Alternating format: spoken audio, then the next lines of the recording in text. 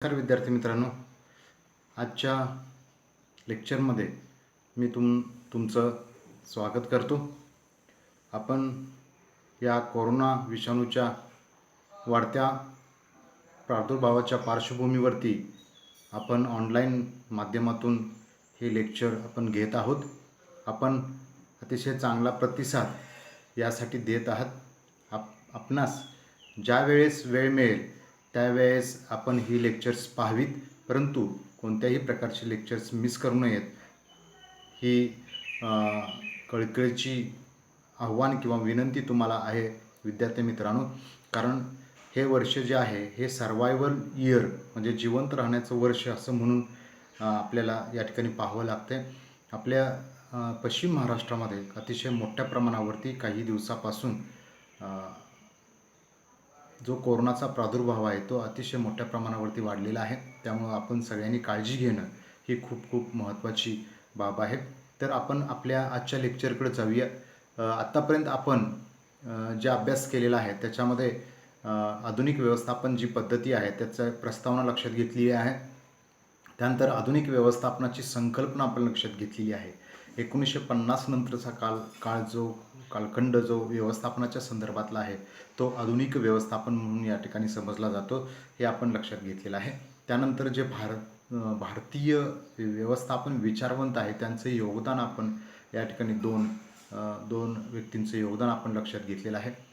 त्याच्यामध्ये आपण पहिले जे आहे ते विजय गोविंदराजन यांचं योगदान, त्यांच्या दोन संकल्पना ज्या आहेत, 3 बॉक्स सोल्युशन आणि रिव्हर्स युनिव्हेशन, ह्या आपण लक्षात घेतलेले आहेत. आणि त्यानंतर CK प्रल्हाद यांचं जे the fortune of the bottom of the pyramid ही जी संकल्पना आहे त्यांनी मांडलेली ही आपण या ठिकाणी लक्षात घेतलेली आहे. आणि आजच्या तासाला आपण मायकल पोर्टर यांचं योगदान जे आहे ते लक्षात घेणार आहोत. पाठीमागच्या तासाला त्यांचं चरित्र आणि बाकीच्या ज्या काही गोष्टी आहेत त्यांच्या संदर्भातल्या ह्या आपण थोड्याशा लक्षात घेतलेल्या होत्या. तर आज आपण त्यांची जी काही कन्सेप्ट आहे, जी कॉम्पिटिटिव्ह ॲडव्हान्टेजेस म्हणून स्पर्धात्मक फायदा किंवा हितलाभ म्हणून जी कन्सेप्ट आहे ती कन्सेप्ट आज विद्यार्थी मित्रांनो आपण अभ्यासणार आहेत. त्याच्यामधल्याच या 3 परिवय नेतृत्व, भेदकरण, लक्ष केंद्रित परिवय नेतृत्व आणि लक्ष केंद्रित भेदकरण म्हणजे फोकस ज्याला आपण म्हणतो तो या ठिकाणी असं 3 भागांचा आपण अभ्यास आहे. याच्यातला एक भाग आपण आज अभ्यासणार आहोत आणि तो आहे खर्च नेतृत्व किंवा परिवय नेतृत्व, कॉस्ट लिडरशिप असं त्याला म्हटलं जातं. मायकल पोर्टर हे आपल्याला माहिती आहेत की आत्ता जे जगातले सर्वश्रेष्ठ असे व्यवस्थापन विचारवंत आहेत, जी मॅनेजमेंट थिंकरची फोर्स यादी जाहीर करतं त्याच्यामध्ये नंबर 1 किंवा टॉपला असणारे हे मायकल पोर्टर आहेत. आणि त्यांची जी कन्सेप्ट आहे स्ट्रॅटर्जी आणि हे कॉम्पिटिटिव्ह ॲडव्हान्टेजेस हे खूप महत्त्वाचे आहे. आणि त्या स्ट्रॅटर्जीच्या संदर्भात मी तुम्हाला छोटासा व्हिडिओही त्यांचा दाखवलेला आहे. यांच्या असंख्य व्हिडिओ तुम्ही यूट्यूबच्या माध्यमातून ते पाहू शकता. आता हे खर्च नेतृत्व किंवा परिवय नेतृत्व म्हणजे काय, म्हणजे स्पर्धात्मक फायदा म्हणजे विद्यार्थी मित्रांनो काय तुम्ही लक्षात घेतलेला आहे. मागच्या तासाला आपण तो चार्ट घेतलेला होता. त्या चार्ट समजावून सांगत असताना मी तुम्हाला सांगितलं होतं, आणखी एकदा तुम्हाला आठवण करून देतोय. या ठिकाणी स्पर्धात्मक फायदा घ्यायचा म्हणजे काय, जी स्पर्धा आपल्याला बाजारपेठेत फेस करायची आहे त्या स्पर्धेचे फायदे आपल्याला उठवायचे आहेत. आज तागायता किंवा आजपर्यंत आपण काय करत होतो तर स्पर्धेला घाबरून आपण काहीतरी निर्णय घेत होतो किंवा स्पर्धेला घाबरून आपल्या व्यवसायावरती आपला वाईट परिणाम व्हायचा आणि व्यवसाय आपल्याला गुंडाळावा लागायचा, बंद करावा लागावा. पण आता तशी परिस्थिती राहिलेली नाही. तर स्पर्धेला सामोरे जायचं, स्पर्धेचे फायदे उठवायचे. पण हे फायदे उठवत असताना ज्या स्ट्रॅटर्जी, ज्या काही व्यूहरचना मायकल पोर्टरनी सांगितलेल्या आहेत त्या 3 व्यूहरचना आहेत. त्यापैकी एक कॉस्ट लिडरशिप आहे, खर्च नेतृत्व किंवा परिवय नेतृत्व. म्हणजे तुम्ही तुमच्या वस्तू आणि सेवेसाठीचा जो खर्च करताय त्याची जी किंमत ठरते त्या खर्चाच्या आधारावरती, मग ते काही फिक्स्ड कॉस्ट आहे किंवा काहीतरी करंट कॉस्ट जे आपण म्हणतो चालू खर्च आणि फिक्स खर्च जो आहे याच्या आधारे आपण त्याची किंमत ठरवत असतो, नफा त्याच्यामध्ये आला असतो. पण हा खर्च जर उत्पादन खर्च आहे तो उत्पादन खर्च कमी केला किंवा जो आपला विक्री खर्च आहे तो जर कमी केला तर आपण त्या खर्च कमी करण्याच्या या आधारावरती बाजारपेठेमध्ये नेतृत्व करू शकतो, म्हणून त्याला खर्च नेतृत्व असं म्हटले. म्हणजे स्पर्धात्मक फायद्याचा हा एक प्रमुख प्रकार आहे. आपल्याला स्पर्धात्मक फायदा उठवायचा असेल तर खर्च नेतृत्व किंवा परिव्यय नेतृत्व आपण करू शकतो. म्हणजे व्यवसायाने आपल्या वस्तूंची सरासरी किमतीला विक्री केली तर खर्च किमान असल्यामुळं अधिक नफा मिळवता येतो. आता हे थोडंसं मला ब्लॅकबोर्डची गरज या ठिकाणी होते. म्हणजे आपण असं समजून घ्या की जर एखाद्या वस्तूची किंमत ए कंपनीची ₹100 आहे आणि बी कंपनीची सुद्धा ₹100 आहे. बघा, कागदावर तुम्ही लिहिणार असाल तर लिहा. ए कंपनीची पण सेम वस्तू, त्याची ₹100 किंमत आहे. बी वस्तू जी कंपनी आहे त्याची पण ₹100 किंमत आहे. आता किंमत जर सारखी असेल, दर्जा जर सारखा असेल तर आपण बाजारपेठेमध्ये फाईट देऊ शकतो. पण हे करत असताना आपण ह्याच्यामध्ये काय करायचं आहे, म्हणजे सरासरी किमतीला, दोन्हीही किमती सरासरी आहेत, सेम आहेत, पण काय करायचं आहे की आपण ₹100 ज्या वेळेला वस्तू विकतोय त्यावेळेला बी कंपनी ₹100 सुद्धा विकते, पण त्यांचा जो उत्पादन खर्च आहे, विक्री खर्च आहे तो ₹80 आहे. पण आपण तो काय करायचा, 70पर्यंतच कमी करायचा. म्हणजे ₹10 स्पर्धक कंपनीपेक्षा आपण तशीच वस्तू, परंतु ₹10 आपण कमी किमतीमध्ये ते प्रोडक्शन त्याचं करायचं. विक्री खर्च त्याचा कमी करायचा, ₹70च करायचा. ते ₹80 करतायत आणि ₹20 मिळवत आहेत. आपण ₹70 करून काय करायचं, ₹30 नफा मिळवायचा आहे. म्हणजे अधिक नफा आपल्याला मिळाला का बघा. म्हणजे प्रत्येक गोष्टीमध्ये उत्पादन खर्च असेल, विक्री खर्च आहे, हा आपण ₹100 किंमत ठेवत असताना आपण तो ₹70मध्येच हे करायचा. ₹70 तुम्ही जर 65मध्ये केला तर 30 ₹35 तुमचा प्रॉफिट वाढणार. म्हणजे स्पर्धकाला हे माहिती पण होत नाही, कारण स्पर्धक पण 100ला विकतोय, तुम्ही पण 100ला विकताय, पण स्पर्धकाला त्या ठिकाणी ₹80 त्याचा प्रोडक्शन कॉस्ट आणि विक्री खर्च आहे, त्या ठिकाणी आपला ₹70 आहे, त्याला ₹20 फायदा मिळतोय, पण आपल्याला ₹30 फायदा मिळतोय. हा स्पर्धात्मक फायदा होतो. पण हे कधी साध्य होऊ शकतंय, जर किमान खर्च तुम्ही केला तर, उत्पादन खर्च असेल, विक्री खर्च असेल, हा जर किमान खर्च केला तर तुम्ही बाजारपेठेमध्ये ₹100, उद्या स्पर्धा जरी झाली त्यानं ₹95 केली तरी तुम्ही 95 करताय, म्हणजे त्याचा ₹15 प्रॉफिट होतोय पण तुमचा ₹25 होतोय. तुम्ही स्पर्धेमध्ये फाईट करू शकताय. म्हणजे कमीत कमी खर्च करून उत्पादन आणि वितरण करण्याचे धोरण व्यवसाय ठरवते या ठिकाणी. आणि बाजारपेठेतील सरासरी किमतीपेक्षा कमी किंमत आकारली तर जास्त ग्राहक वर्ग आकर्षित करून विक्री वाढवून बाजारपेठेचा मोठा हिस्सा काबीज करून जास्त नफा मिळवतो. ह्यातलं बारकावा तुमच्या विद्यार्थी मित्रांनो लक्षात आला का बघा. हे काय आहे, सरासरी किंमत आहे. यांनी ₹100 ठेवलंय, त्यांचं उत्पादन कॉस्ट किंवा विक्री खर्च जो आहे तो ₹80 आहे, ₹20 प्रॉफिट आहे. आणि ए कंपनी आहे त्याचा ₹70 आहे उत्पादन खर्च, विक्री खर्च, आणि त्यांची पण ₹100 किंमत आहे. पण ह्यांनी काय केलं की ₹100चं ₹90 केलं, तरी प्रॉफिट बदलणार आहे का त्यांचा? नाही. ₹100चं ₹90 करून काय करायचं, तुम्ही 1,00,000 वस्तू विकत होता त्याच्याऐवजी 1,50,000 विकायचे. बघा, 1,50,000 वस्तू विकायच्या. याच्यासाठी मला ब्लॅकबोर्ड तुम्ही समोर पाहिजे खरं हे समजावून सांगायला, तरीसुद्धा आपण प्रयत्न करूया. आणि ह्यांचं काय होतंय, ₹80 कॉस्टिंग आहे ह्यांचं आणि ₹20 नफा आहे. ह्यांनी जर ₹90 किंमत केली, काय झालं तर काय होतं, ह्याचं ₹20चा प्रॉफिट ₹10 राहतोय, ₹10 आणि राहतोय. आणि यांनी जरी विक्री वाढवली तरीसुद्धा ₹10 त्याचं. पण इथं तुमचा काय होतंय, ₹10 लॉस झाला, पण तुम्ही 50,000 ₹10 तुम्ही कमी किंमत केल्यामुळं तुमचा प्रॉफिट जो आहे तो वस्तूंची विक्री वाढल्यामुळं तेवढाच होणार आहे. म्हणजे प्रॉफिट तर पूर्वी ₹100 किंमत ठेवून समजा ₹3,00,000 मिळत असेल तर या ठिकाणी ₹90 किंमत करून सुद्धा तुम्हाला ₹3,00,000 प्रॉफिट मिळणार. लक्षात येते का? खूप खूप महत्त्वाचा हा भाग आहे.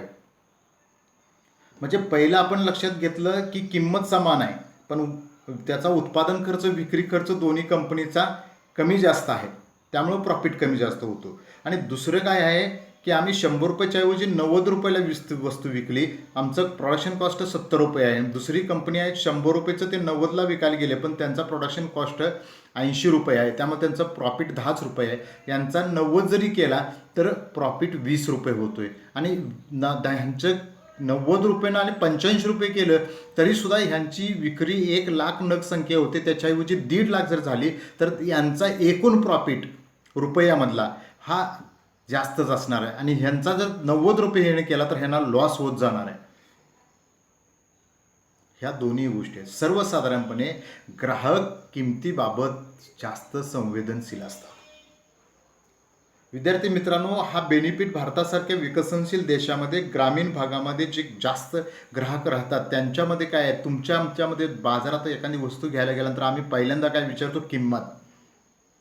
आणि तुमच्यानी माझी सगळ्यांचीच, आपण कितीही मार्केटिंग शिकलो, अन्य शिकलो, टी.वायपर्यंत शिकत आलो तर सगळ्यांची भावना काय, जास्त किंमत म्हणजे जास्त क्वालिटी, चांगल्या क्वालिटीची वस्तू, आणि कमी किंमत म्हणजे कमी क्वालिटीची वस्तू. ही जी म्हणजे किंमतीबाबत आपण खूप संवेदनशील आहे. किंमत वाढवली की प्रॉब्लेम होतात, पण किंमत कमी केली की उलट जास्त विक्री होते, कारण ग्राहक किंमतीबाबत संवेदनशील आहे. एखाद्या ठिकाणी एखादी वस्तू 100 रुपयाला मिळते, तीच वस्तू जर दुसऱ्या ठिकाणी 90 रुपयाला विकत असतील तीच वस्तू, उदाहरणार्थ दिवाळीच्या वेळेला आपण फटाके घेतो, आणि समजा एक लक्ष्मी याचं 100ची माळ असेल, ती जर तीच लक्ष्मीची त्याच कंपनीची तीच असेल, एका स्टॉलवरती जर ती 100 रुपयाला मिळत असेल, दुसऱ्या स्टॉलवरती 80 रुपयाला मिळत असेल, तर आपण 100 रुपयाची घेणार का 80 रुपयाची? तीच माळ आहे, आणि ती उडेल का नाही याची गॅरंटी कोणच देऊ शकत नाही. हे आपण सर्वांनी लक्षात घेणं आवश्यक आहे की किमतीबाबत सगळे संवेदनशील असतात. किंमत वाढली की डिमांड कमी होते, त्यामुळे त्यांना आकर्षित करण्यासाठी कमी किमतीचा प्रस्ताव त्यांच्या पुढे ठेवला जातो. कॉम्पिटिशन म्हणले की काय केलं जातं, कमी किमतीचं कॉम्पिटिशन असतं, कमी करत जातो. पण कमी करत असताना ज्याचा प्रॉफिट आहे तसा कधी राहील, जर त्याची प्रोडक्शन कॉस्ट, सेलिंग कॉस्ट जर कमी असेल तर, आणि ज्याची जास्त असेल त्याला त्या ठिकाणी फटका बसेल. त्याचा जेवढी किंमत कमी करत जाईल तेवढा ज्याचा प्रोडक्शन कॉस्ट जास्त आहे त्याला जास्त फटका बसत जाईल, आणि ज्याचा प्रोडक्शन कॉस्ट कमी आहे त्याला फटका बसणार नाही. उलट त्याला जास्त जर विक्री झाली वस्तूंची तर त्याचा फायदा आहे तसंच होणार, आणि इकडं कमी किंमत करून जरी विक्री जास्त झाली तरी फायद्यात फरक पडणार नाही, उलट त्यांचा लॉसच होत जाणार. तर हे खर्च नेतृत्व करायचं म्हणजे काय, परिवर्तन करायचं म्हणजे काय, हे प्रति नगा पाठीमागे येणारा उत्पादन खर्च स्पर्धकाच्या तुलनेत कमी ठेवणे, परंतु वस्तूचा दर्जा समान राखणे. माझ्या दृष्टिकोनातून हे तुम्ही सगळं लिहून घेतलेलं असेल, लिहिणं हे खूप महत्त्वाचं होतं. आता खर्च नेतृत्व जे आहे त्याचे 10 मुख्य जे खर्च आहे त्या घटकांचं विश्लेषण केलं आहे. प्रमाणाचे फायदे तोटे. प्रमाण म्हणजे क्वांटिटी, नग संख्या, म्हणजे 1000 वस्तू नग संख्या तयार करायला किती खर्च येतो, आणि 10,000 पर नगामागे, आणि त्याच्याऐवजी तुम्ही जर 10,000 वस्तूंचं प्रोडक्शन केलं तर प्रति नगामागे खर्च हा निश्चितपणे सरासरी कमी येणार. म्हणजे इथं 10 रुपये येत असेल तर इथं 9-8 रुपये येणार. त्यामुळे प्रमाणाचे फायदे तोटे. पण इथं बघायला पाहिजे तुमची इन्व्हेस्टमेंट किती होते, त्या वस्तू विकणार कधी, किती दिवस पडून राहणार, कच्च्या मालात किती गुंतवणूक राहणार, ह्याचं सुद्धा विद्यार्थी मित्रांनो कॅल्क्युलेशन करणं खूप खूप महत्त्वाचं आहे. आणि हे वरचे 2 मुद्दे, हे एक मुद्दा सांगायला मला 1 तास जातो विद्यार्थी मित्रांनो रेग्युलरमध्ये. शिकण्याची क्रिया, प्रत्येक गोष्ट काय शिकायचं आपल्याला, तर आपण किंमत कमी ठेवण्यासाठी त्या वस्तूच्या मध्ये काय बदल करणं आवश्यक आहे, कुठं आपला खर्च वाचतोय हे पाहायला पाहिजे. विद्यार्थी मित्रांनो, पैसे 2 मार्गाने मिळवतात. पहिला मार्ग आणि दुसरा मार्ग नव्हे, तर एक कष्ट करून आणि दुसरे पैसे वाचवून. एक पेन आहे, तुम्ही 10 रुपयाला आणताय, मी 9 रुपयाला आणत असेल तर 1 रुपये माझं उत्पन्न आहे, माझी बचत आहे. ती मी 1 रुपये मी दुसऱ्या एक चॉकलेट घेईन त्याच्यात. म्हणजे आपली शिकण्याची क्रिया जर असेल तरीसुद्धा आपल्याला हे निश्चितपणे फायदेशीर ठरू शकतं. क्षमता वापरण्याची पद्धती. तुमचे जे यंत्रसामुग्री आहे, तुमचं जे ह्युमन रिसोर्स आहे, तुमचा कच्चा माल आहे, याचं तुम्ही 100% युटिलायझेशन करताय का? त्याचा पुरेपूर वापर करताय का? कारण तुम्ही 1 कोटीचं मशीन घेतलं आणि त्याच्यावरती 10 लाखाचंच उत्पन्न घेताय, तर हे फिजिबल नाही. त्यामुळे तुमचा खर्च वाढत जाणार आहे. त्यामुळे क्षमता तुम्ही 100% युटिलाइज करणं आवश्यक आहे. संबंध, हे संबंध खूप महत्त्वाचे आहेत. काही पुरवठादार तुम्हाला फक्त संबंधावरती उधारीवरती वस्तू देत असेल तर तुम्हाला खेळतं भांडवल कमी लागतं. तुमच्या विक्रीचा आणि उत्पादनाचा फेरा जर कमी असेल तरीसुद्धा तुम्हाला खेळतं भांडवल कमी लागतं. आंतरसंबंध, कामगार आणि कंपनीचे कसे संबंध आहेत, वितरक, मध्यस्थ आणि उत्पादन कंपनीचे कसे संबंध आहेत, वितरण कंपनी, विपणन कंपनी, उत्पादन कंपनी याचे कसे संबंध आहेत, तुमचे सरकारशी कसे संबंध आहेत, तुमचे ग्राहकांशी कशा प्रकारचे संबंध आहेत, तुमचे समाजाशी कशा प्रकारचे संबंध आहेत, त्याच्यावरती सुद्धा हा खर्च तुमचा अवलंबून असतो. एकात्मिकीकरण म्हणजे काही वेळेला आपण एकच प्रकारची वस्तू 3-4 साईजमध्ये आपण जर तयार करत असेल तर त्याचं कॉम्बिनेशन सुद्धा महत्त्वाचं आहे. त्यातलं एक साईज मोठ्या प्रमाणावरती उत्पादित करायची, दुसरी कमी प्रमाणात करायची, असं करून चालणार नाही. मार्केटच्या डिमांडप्रमाणे आपल्याला त्या साईजचं एकात्मीकरण, इंटिग्रेशन करणं खूप महत्त्वाचं आहे. सगळ्यात महत्त्वाचं आपण अनेक वेळा म्हणतो टाईम इज मनी.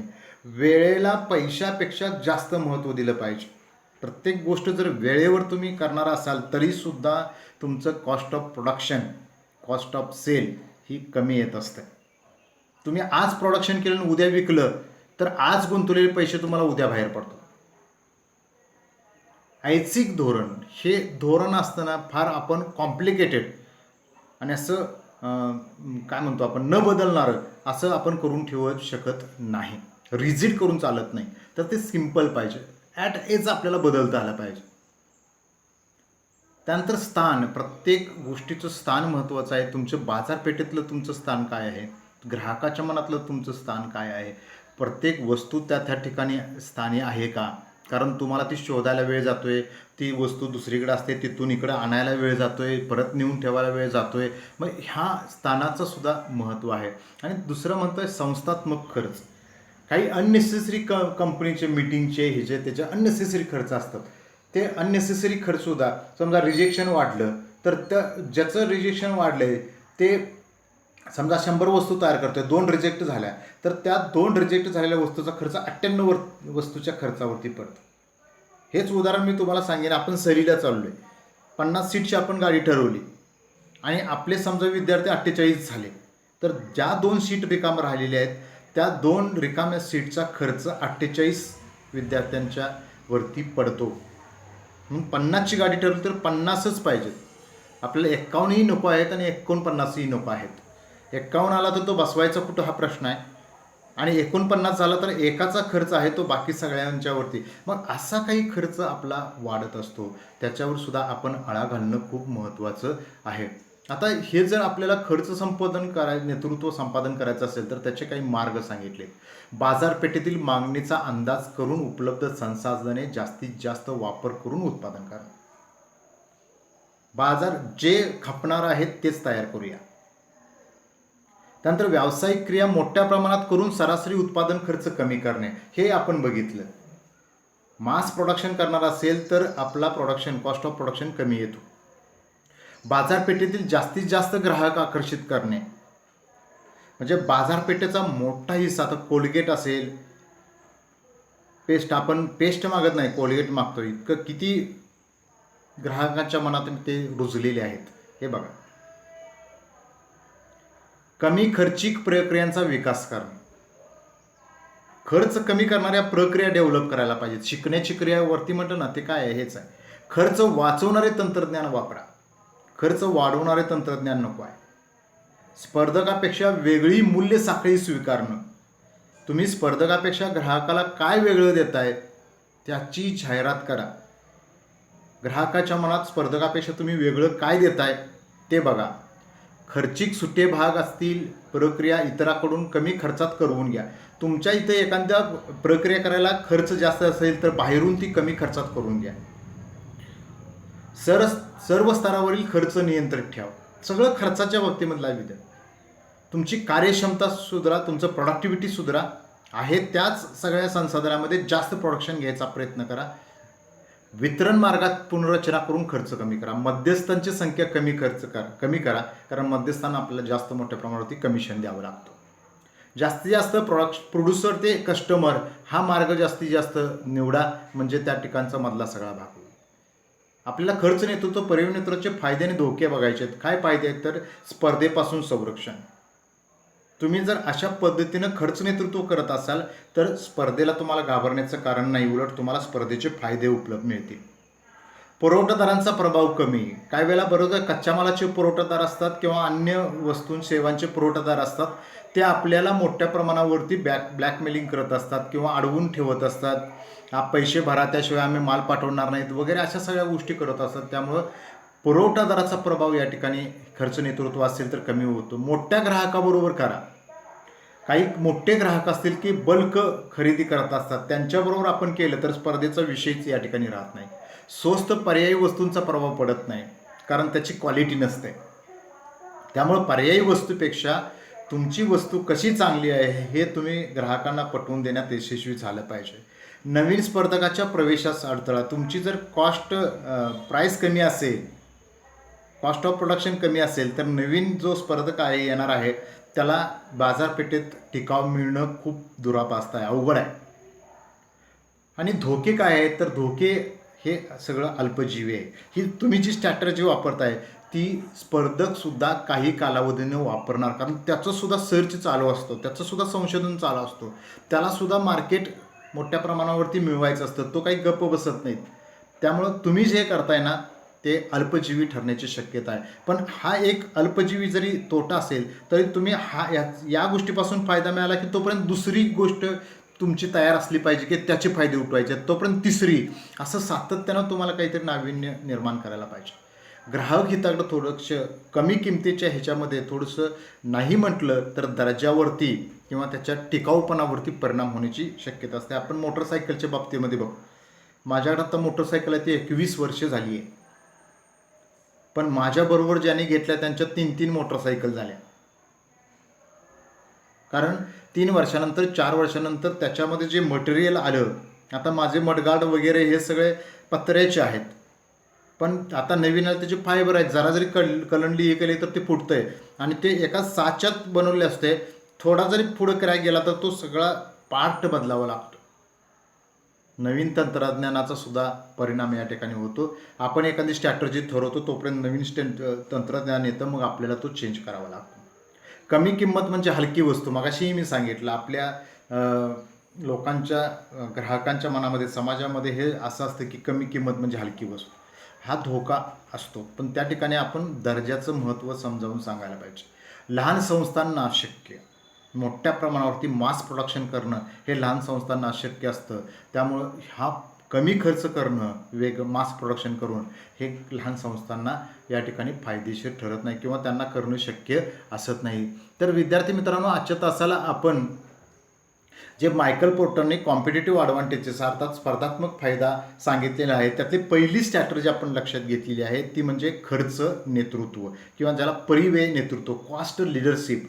आपण वस्तूंचं प्रोडक्शन कॉस्ट किंवा कॉस्ट ऑफ प्रोडक्शन आणि कॉस्ट ऑफ सेल हे कमी करून, कमी किंमत कमी करून, खर्च कमी किंमत कमी आणि जादा विक्री करून आपण नफा जास्त मिळवू शकतो. अशा पद्धतीनं हा मायकल पोर्टर यांचं हे पहिलं जी व्यूहरचना आहे ती खर्च नेतृत्व आपण या ठिकाणी लक्षात घेतली. आजचं हे लेक्चर तुम्ही अतिशय शांतपणे, शांत चित्तानं लक्षात घेतलं, एकाग्रपणे लक्षात घेतलं आणि काही महत्त्वाचे मुद्दे जे आहेत ते तुम्ही लिहून घेतले. याबद्दल मी तुमचं खूप खूप धन्यवाद व्यक्त करतो. घरीच राहा, सुरक्षित राहा आणि दक्षता घ्या, पण अति बेफिकरीने वागू नका आणि अति ट्रेस पण घेऊ नका. मानसिकता आपली पाळणं, शारीरिक क्षमता आपली, इम्युनिटी वाढवणं हे या कोरोनाच्या काळामध्ये खूप खूप महत्त्वाचं आहे. तर तुम्हाला खूप खूप शुभेच्छा देतो मी आणि थांबतो. नमस्ते.